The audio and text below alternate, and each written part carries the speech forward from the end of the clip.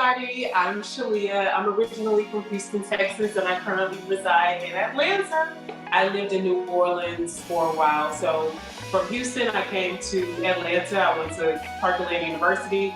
After graduating a few years after that, I moved to New Orleans. I developed my artistry there. I was front woman of a band entitled Waterseed. If there's a cure for this, I don't want it.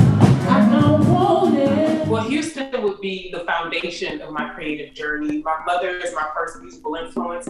Grew up in church where she was the pianist and choir director. And all of my life experiences have contributed to my artistry.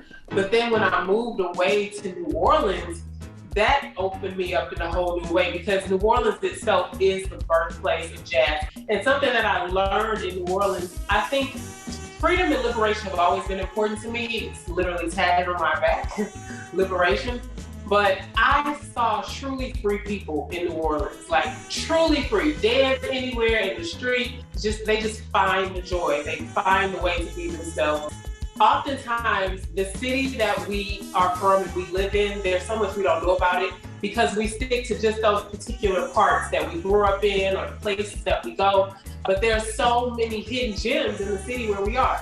Just discover and explore your own city. Just be fearless and go somewhere different. My mother, being that she had an even bigger role in how I developed my artistry since she was my biggest influence, but also the woman who founded and created the company that my mother has worked for actually 50 years. She just came on her 50-year anniversary working with the same company. She helped to build it from the ground floor because she was there right at the beginning, right before she started working with the company that she continues to work for.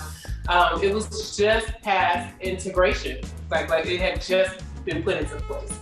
Confidence.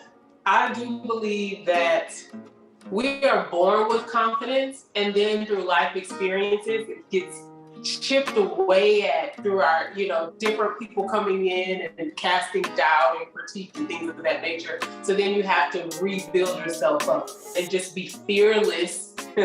That word keeps coming back. Fearless in the confidence of yourself. As a matter of fact, I addressed this in my most recent project that I released called More Than Enough. More Than Enough is an affirmation itself, because I went through critique. Being in the position that I am as a woman singer, you can imagine the level of critique I've been under. People telling me I should do this, look that way, sing this way, comparing me to many people. And finally, I just had to say, well, you know what?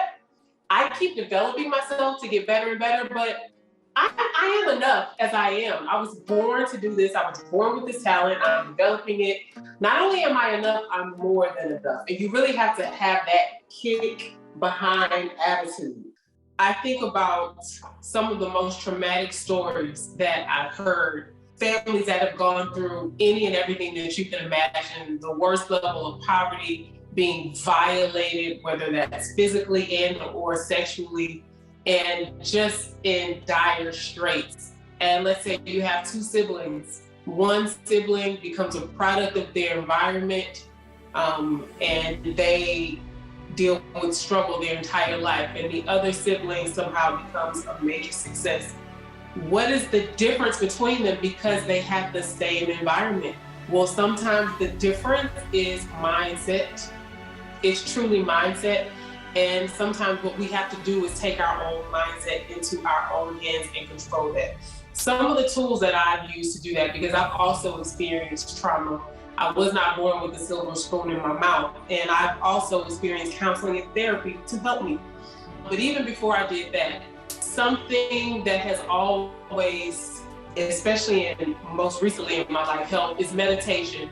And meditation is not spooky. It doesn't have to be hocus pocus. It can be as simple as a deep breath and you listening to your own breath. Just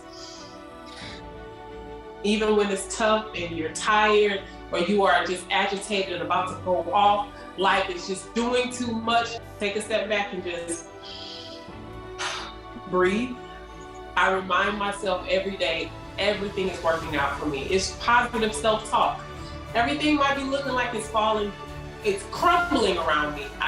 A few months ago, I was living in a community where there was a gas explosion, and I had to figure my way out of that situation.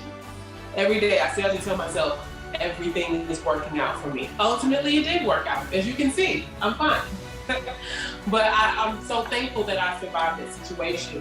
But positive self-talk, meditation, just having an unmovable faith in yourself, believing in yourself that you can really do the so-called impossible. If they say it's impossible till somebody does it, then it's possible.